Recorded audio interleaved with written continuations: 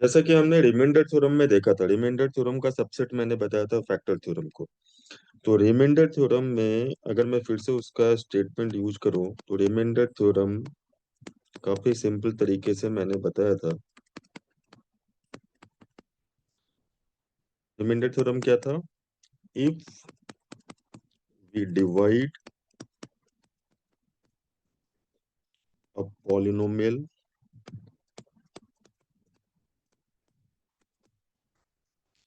px by x minus a, then the remainder will be pa. Then the remainder will be pa. क्यों था ऐसा? फिर से मैं रिपीट कर दे रहा हूं। हमने x माइनस ए से px को डिवाइड करा था। सपोज qx हमारा क्वोशंट था और ये r हमारा रिमाइंडर था। तो हमें ये फॉर्मूला अच्छे से पता है कि px जो डिविडेंड है, dividend is equal to divisor x minus a into quotient qx plus remainder r। तो जैसे ही हमने लेफ्ट हैंड साइड और राइट हैंड साइड x को a पुट करा, put x equal to a both sides. तो जैसे ही हमने x को a पुट करा तो हमें क्या मिला? pa is equal to a minus a into q a plus r। That implies pa is equal to 0 into q a plus r। That implies pa is equal to r।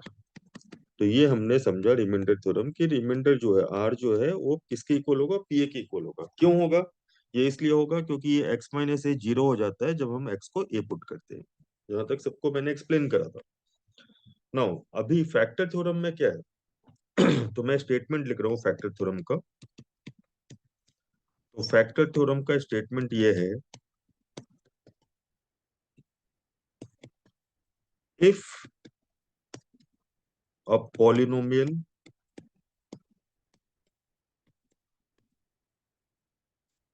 px is completely divided, is completely divided का मतलब होता है remainder 0, is completely divided by x minus a, bracket में लिख लो आप, remainder is equal to 0, then x minus a is a factor of px, x minus a is a factor of px।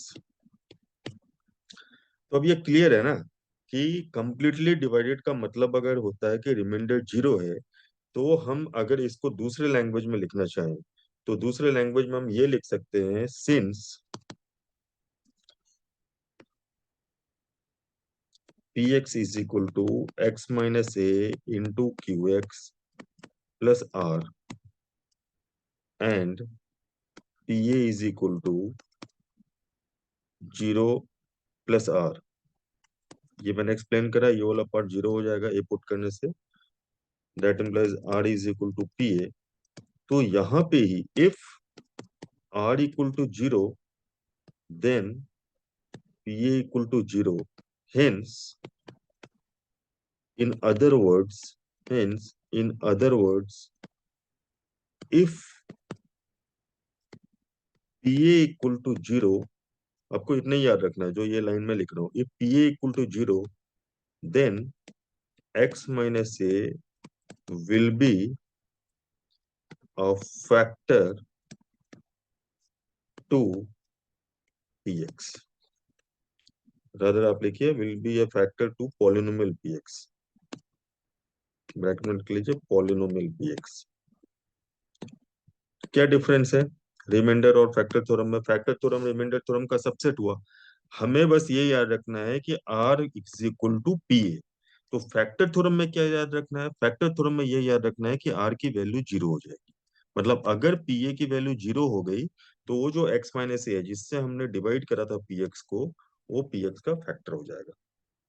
बस आपको इतना याद रखना है फैक्टर के लिए कि रिमाइंडर की वैल्यू 0 हो गई इसलिए पी ए 0 हो गया।